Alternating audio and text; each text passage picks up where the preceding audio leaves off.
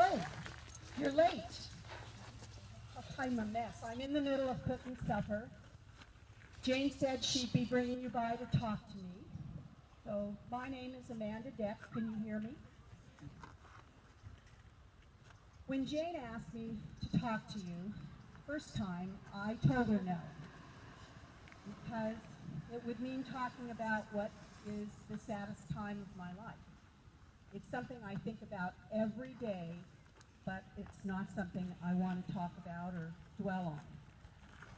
But then I realized you've spent the last hour talking to other people who have had hard times or sadness in their life, so I thought if they could do it, I could. But I promise you at the end of my story, it has a happy ending, so just look forward to that. I was born in 1844 in Missouri, and my name was Amanda Jordan then.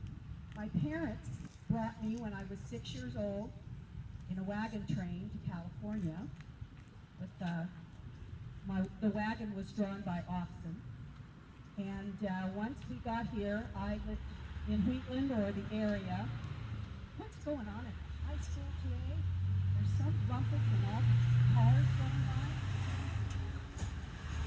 Those Model T's make a lot of sound. Football? Oh, my boys play football. They're noisy. So, anyway, when I was 19, I met and married a man named Abraham Marion Deck. He goes by, a lot of people, folks call him Marion. He was 26 and a farmer. He was also from Missouri, but we didn't know each other. We had to come all the way out here to meet. And his family, he came from a big family and his parents died young. And the older brothers and sisters they got together and decided they would raise the younger ones, and they kept their family together. And I think he liked a big family, which was a good thing because I started having babies when I was 20, a year after we were married, and didn't quit till I was 44. We had 6 girls and 7 boys. Now, for those of you that aren't good at math, that's 13 kids. And, well, people died of a lot of things. You know, men went to war, farm accidents, thrown by horses. They tended to die more violent deaths. Some of them died in their beds, but a lot of them died of violent deaths.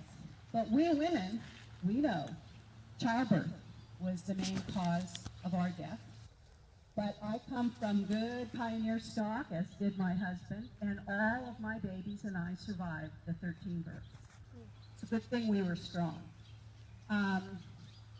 Some women like to use midwives. There were a couple of doctors in town, but they were all good. And of course, we had our babies at home, because where else would you have them? And, well, the babies just kept coming. My oldest child, luckily, was a daughter. Her name was Sarah. And she was really a big help with the other children and around the house. And it's a good thing, because by 1875, we had 8 children. And then some of us started getting sick in town. It was typhoid fever. And you didn't necessarily die from that. A lot of the children in our house were sick, but they pulled through, except for Sarah. Sarah died when she was 10 years old, my oldest child. And life goes on. 5.5 months later, I had a baby boy named Albert, who also died of the fever when he was 6 weeks old. Now, we didn't know what caused typhoid fever back then. We thought you could catch it from sneezing on other people, or nobody really knew. Now we know that it's caused from contamination and lack of cleanliness. Now, you know, those of you that know me, you know that I keep a good, clean house. You know that, don't you? But we think it was our water supply. You know, if your well was too close to the outhouse or whatever.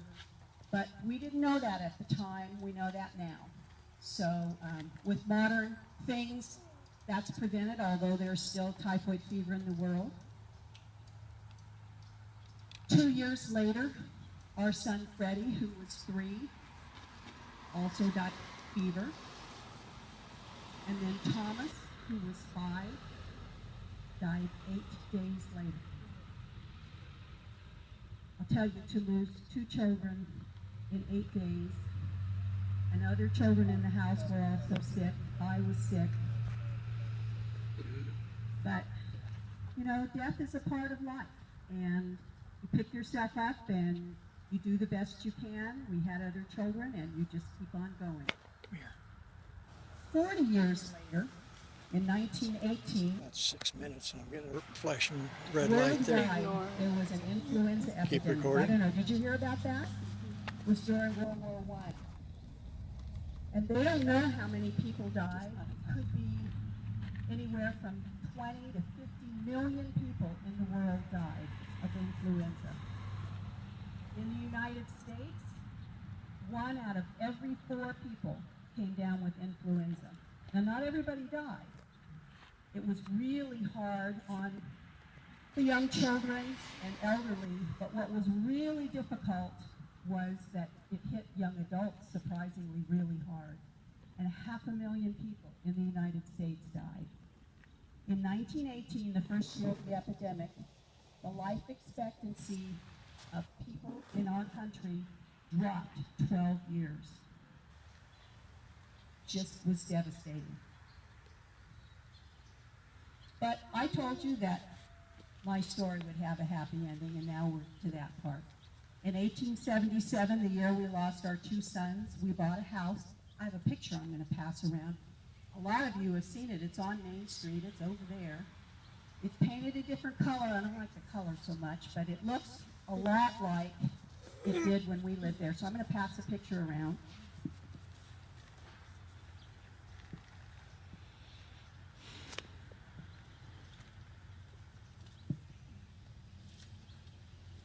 While we were living there, we had 4 more children. So we had 9 children by that time. We'd lost 4. And all the 9 children lived to adulthood. So I told you that would be a happy ending. Our house was full of love and laughter and dogs and sliding down the banister and broken arms.